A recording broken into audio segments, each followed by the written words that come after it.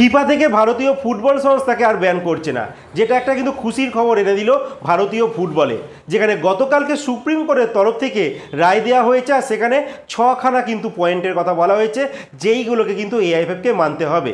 যেখানে সবার প্রথম যে পয়েন্টটির কথা বলেছে, ভারতবর্ষের মাটিতে ফুটবলে যে সবথেকে শীর্ষ যে লিগ হবে সেই লিগের দায়িত্ব থাকবে কিন্তু এআইএফএফ।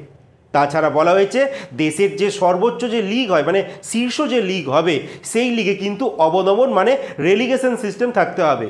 আর যেটা কিন্তু বর্তমানে দেশের শীর্ষ লিগ আইএসএলে নেই, যেখান থেকে কোনো দলই কিন্তু অবনমন হয় না। আর সেই দিকেই কিন্তু নজর দিতে বলেছে সুপ্রিম কোর্ট।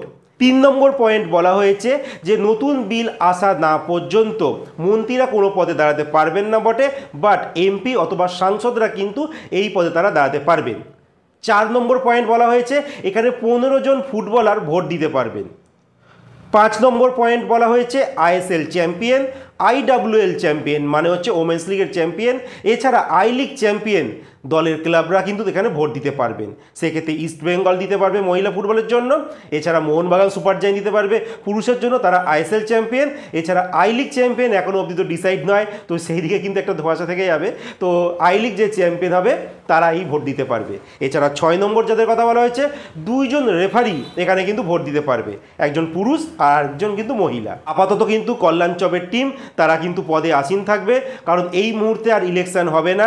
তাদের যখন কার্যকাল শেষ হবে, মানে নেক্সট ইয়ার তাদের কার্যকাল হিসাব অনুযায়ী শেষ হচ্ছে, তখনই কিন্তু আবার ইলেকশন হবে, তখনই কিন্তু সব কিছু আবার নতুন করে তৈরি হবে, যেটা রায় দিয়েছে সুপ্রিম কোর্ট। আর ফিফার নিয়ম আছে, যদি থার্ড পার্টি ফুটবল ফেডারেশনে নাক গলায় বা সেই বিষয়ে যদি হস্তক্ষেপ করে, তাহলে কিন্তু ফিফা সেটা ভালোভাবে নেয় না, যার জন্য তারা কিন্তু ব্যান দিয়ে দেয়। তো এই মুহূর্তে সুপ্রিম কোর্ট, সম্মানীয় সুপ্রিম কোর্ট কিন্তু নিজেদের ডিসিশন জানিয়ে দিয়েছে। আর নতুন আর কমিটি আসার কোনো আর প্রশ্নই থাকলো না, যেই কমিটি রয়েছে তারাই থেকে যাবে। মানে কল্যাণ চবেকে যদি তোমরা সহ্য নাও করতে পারো, তোমাদের কিচ্ছু করার নেই, তোমাদের সহ্য করতে হবে আরও 1টা বছর।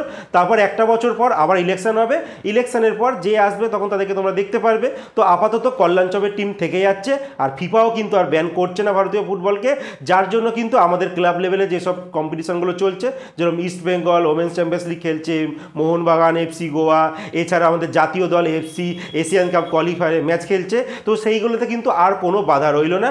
সবাই কিন্তু তারা যেমনভাবে খেলছে তেমনভাবেই তারা কন্টিনিউ করতে পারে। তো কল্যাণ চবের মহাশয় কিন্তু তোমাদের কি মতামত আছে তোমরা কমেন্টে জানাতে পারো।